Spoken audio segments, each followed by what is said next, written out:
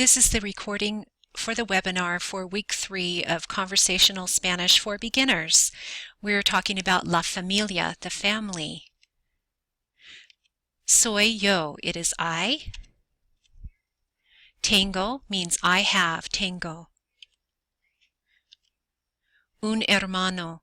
So remember last week we talked about uno. We use uno when we're counting, it means one. But when the word uno, when one comes before a noun, we have to change it to match the gender of the noun. And in this case, it's a brother. So we're going to drop the O on uno and say un hermano. Bebé can be either feminine or masculine depending on the gender of the baby. So if it's a male baby, un bebé. If it's a female, una bebé. Un padre is a father. Una madre is a mother. Una abuela and is a grandmother, but you'll see an A at the end of una and an A at the beginning of abuela. So Hispanic speakers actually sort of blend those two words together, una abuela, una abuela. And un abuelo is a grandfather. Tengo, so siblings. If they're a mixture of boys and girls, if there's even one boy in the group of siblings, we're going to say hermanos and make it masculine and plural. So unos hermanos, some siblings.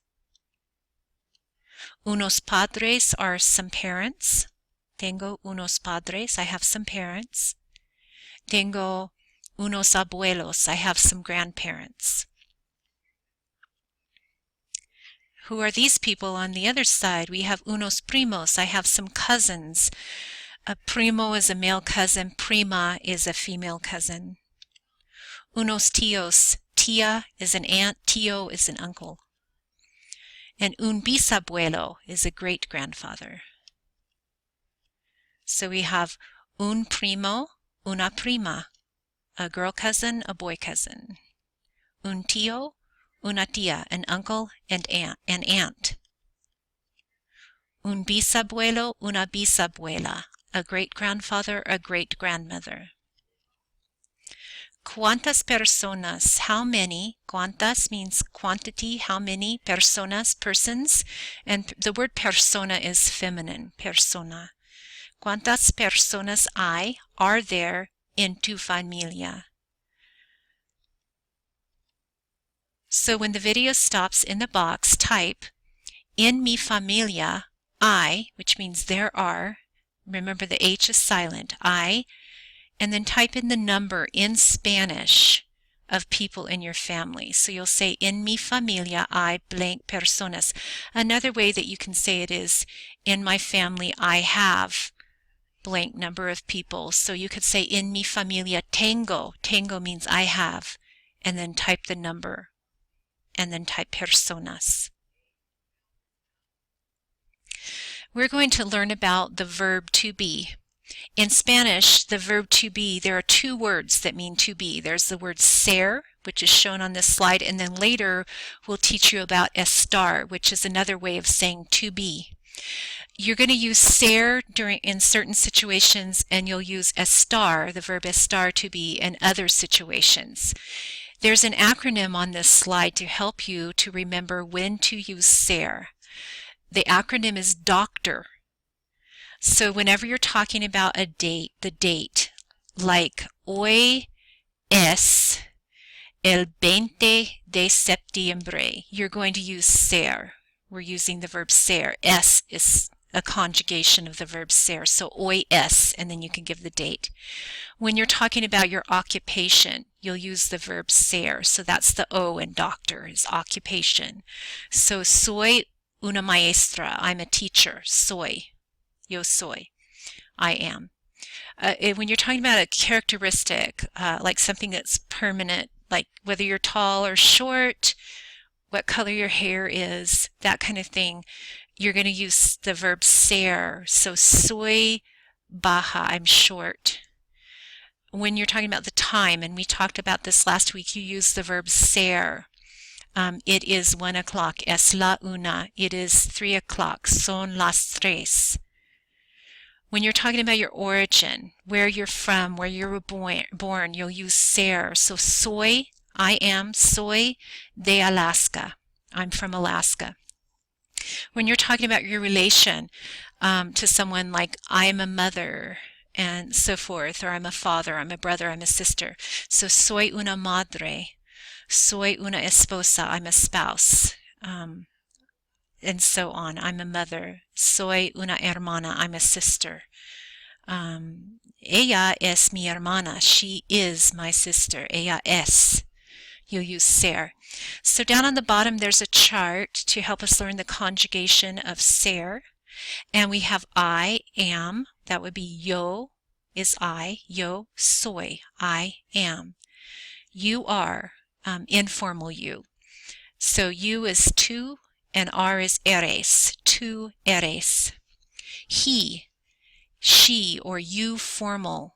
He or she is, or you are. He is él es, he is. Ella es, she is. Usted es, you are. And that's the formal you, usted. We, nosotros, we are. Nosotros somos. They, if the they are masculine, they, ellos. Feminine, they, all girls, they, ellas. You all is ustedes. So they are. Ellos son, or ellas son. You all are. Ustedes son. When you're conjugating the verb ser, you do not need to include the pronouns I, you, he, she, etc. You don't need to say yo soy. You can just say soy instead of yo soy. So you can drop the pronouns, drop the yo. Soy una maestra. Soy una madre. I'm a mother. I'm a teacher. Eres, es. You don't have to use the pronoun, just say the verb.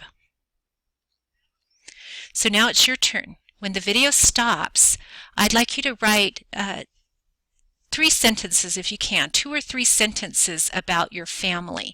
And here are some examples. Tengo, I have. Dos hermanos, I have 2 siblings or 2 brothers. In this case, it would be 2 siblings. Mi hermana se llama Susan, and we talked about se llama, her name is Susan, mi hermana, my sister. Susan es una madre, Susan is a mother.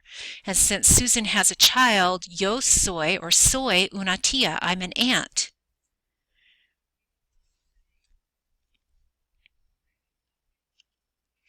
Now we're going to talk about things. Cosas are things. Unas cosas. Cosa is a thing and it's a feminine word. So unas cosas, some things around the schools. So we have here una carpeta, which is a binder. Una carpeta. It sounds like carpet, but it's not. Una carpeta. Un cuaderno. Un cuaderno is a notebook. Un cuaderno. Una bolsa. Una bolsa is a bag or a purse. Un libro. Un libro, I think most people know that that's a book. Una mochila. Una mochila is a backpack. Un compás. Un compás is a compass. Una cartera. Una cartera is a wallet. Don't get that confused with carpeta. Una carpeta is a binder. Una cartera is a wallet. Cartera reminds me of card. For some reason, I think of cards, in my wallet. Una calculadora. Una calculadora. Unas tijeras. Unas tijeras. Un pegamento. Un pegamento is glue. And it could be the liquid glue too. Unos papeles, some papers. Unos papeles, papeles. And marker is un rotulador, but most people say una marcadora, and that's easier to remember anyway. Una marcadora is a marker. So notice that we're using un if it's masculine singular. We're using unos to mean some if it's masculine plural. Unas to mean some if it's feminine plural, and una to mean one or a if it's feminine singular. El autobús. These are some more things. Más cosas. El autobús. Notice the stress is on the last syllable. There's an accent mark over u El autobús. La silla. La silla, we went over that last week. El chicle, that's gum. El chicle. There used to be those gums called the chiclets. That was a long time ago. El chicle. El lápiz. Notice the accents over the first syllable. El lápiz is a pencil. Lápiz. El teclado. El teclado is a keyboard. Teclado. El examen. El examen. The test. The exam. El borrador. El borrador is eraser. Eraser. Borrador. El teléfono. El teléfono. Notice where the accent is. Teléfono. It's a little bit different than in English. La basura. La basura is the wastebasket. La regla. La regla is the ruler. La regla. La pluma. La pluma is the pen. You know those pens that used to have a plume or a feather on the end? La pluma. El lápiz is a pencil. Los calificaciones. That's a long word. Los calificaciones are grades. Los calificaciones. La computadora. La computadora. These are some rooms or places. La biblioteca. La biblioteca is the library. La librería is a bookstore. So don't get those two confused. And think of Bible that comes from book. La biblioteca, library. La oficina, the office. El estacionamiento. El estacionamiento is the parking lot. Estacionar means to park or to station. Estacionamiento. El baño. El cuarto is the room. You can also say la sala, S-A-L-A. El cuarto is the room, like a classroom, el cuarto. El piso is the floor. We talked about that last week. El segundo piso, the second floor. El pasillo is the hallway. It comes from the word pasar, which means to pass. El pasillo. El edificio comes from the word edifice, building. El edificio is the building. El edificio. La escuela. La escuela is the school. La forma. La forma is a form that you fill out. La forma. That's an easy one to remember. And el escritorio, it comes from the word scribe. Scribe, which means to write. So el escritorio is the desk. This is a teacher's desk. El pupitre is a pupil desk. Pupitre. El escritorio is a teacher's desk. Now we have some people around the school, and whether you're going to use el or la, the masculine the or the feminine the, depends upon the gender of the actual person. So director is a male principal and directora is a female principal. So you could say el director or you could say la directora. El secretario is a male secretary. La secretaria is a female secretary. El custodio, la custodia. El enfermero, la enfermera. El enfermero, la enfermera, the nurse. El cajero, la cajera, depending on the gender of the actual person you're talking about, so the cashier. El cocinero, la cocinera, the cook. El maestro, la maestra, the teacher. El estudiante, la estudiante, depending on whether you're talking about a male student or a female student. Estudiante, the ending never changes. It's estudiante with an E on the end for both a male student and a female student. So now we're going to talk about estar. And estar, the acronym to help us to remember when to use estar is place. Remember for Sarah it was doctor. In this case it's going to be place, and P stands for position. So if you're talking about a position of something, like whether it's on top of something or behind something, you're going to use estar. Also location, so like where a certain room is located. An action, like I'm writing or I'm teaching, that would be estar. A condition or an emotion, like I'm happy or I'm sad. So if I want to say I'm happy, estoy feliz. I'm tired, estoy cansada. So that's an emotion.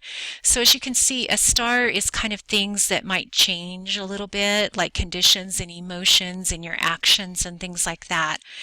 Even the position of something, you know, things might move around. So estar is for kind of for things that change. You also use it for certain weather expressions and things like that. So it would be yo estoy, or I am. Okay, I am. Yo estoy escribiendo. I am writing. Yo estoy. You don't have to say the yo. You just say estoy hablando. I am speaking. Estoy hablando. Tú, you. Tú estás. Tú estás. And you don't have to say the tú, the pronoun. Just say estás. That means you. You are. Está means él, ella, or usted. Means he, she, or you are. Está. And if you're talking about the location of a room or something like that, la biblioteca, the library, está. Está. It is down the hall. Está. Nosotros, we. Nosotros estamos. So you can just say estamos means we are. And for they or you all, ellos, ellas, or ustedes, you say están. Están. So we have estoy, yo estoy, I, estoy, you is estás, he or she is está, nosotros estamos, we, and they, están. Estoy, estás, está, estamos, están. And notice there's an accent over está. Now we're going to talk about prepositions. So here are some really simple ones. Prepositions of place, like if we're saying you're going to somewhere or you're coming from somewhere.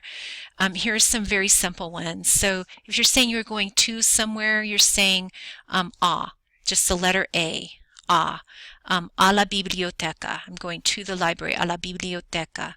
If you're coming from somewhere, you use de, de la biblioteca. I'm coming from the library. De la biblioteca. Gimnasio means gym, gymnasium, gimnasio, and it's masculine. It ends in an O, so it's el gimnasio. El gimnasio, the gym. You cannot say el gimnasio. In Spanish, they combine the to, and the el, the, to, the. They combine it together, and it's plus el equals all. AL. So if you want to say I'm going to the gym, al gimnasio, not el gimnasio, al gimnasio, al gimnasio, I'm going to the gym. Or if you're going to the office, la oficina, a la oficina, there's no combination there for a la oficina. If you're saying I'm coming from the gym, you can't say de el gym. You combine de, which means from, plus the, to del. D-E-L, del gimnasio, from the gym. I'm coming del gimnasio, from the gym. Or if you're saying from the office, de la oficina, de la oficina. If you're talking about the word in, like something's inside of something or on top of something, you use en for both in and on.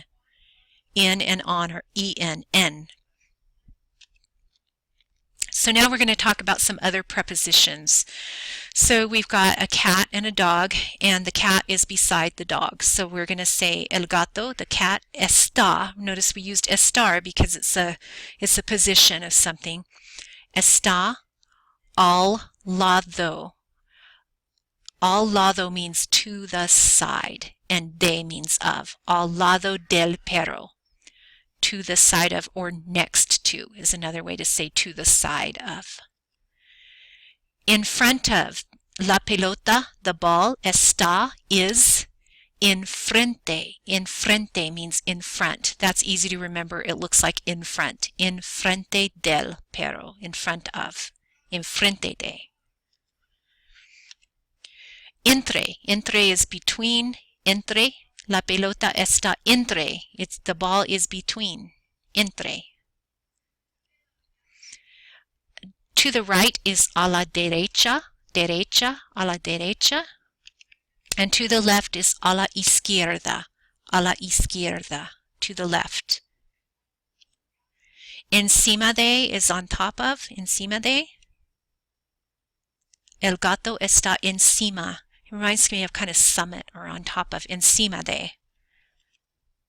And under is debajo de. Debajo de. La pelota está debajo de el or del gato. Dentro is inside. Dentro. In the middle. Dentro. Don't get it confused with entre. Entre is between. Dentro de is inside of. De is of. Dentro de. El gato está dentro de la caja, the box. The cat is inside the box. Inside of the box, literally. Now, when the video stops, I want you to write 2 or 3 sentences that tell where something is located in your building. And it could be anything. It could be the book, the form, la forma, the library, the office, the classroom, la clase. You pick it and you tell where it's located. It could be a la derecha, to the right, a la izquierda, to the left. It could be enfrente de, something in front of something. Al lado de, it could be next to something else. But you pretend like somebody is asking where something is. ¿Dónde está la biblioteca? ¿Dónde está la secretaria? Where is the secretary? And you're going to answer the question. And do as many sentences as you can. Just type them in the box when the video stops. Here are some examples. La biblioteca, the library, está en el segundo edificio, in the second building, a la derecha, to the right. And there's a mistake there. That should say a la derecha instead of derecho. There was a typo there. The second one, la biblioteca está al lado de la oficina, to the side of the office or next to the office. La forma está encima del escritorio, on top of the desk, escritorio. And be sure and read your sentences just to practice, and type in the box also if you have any questions.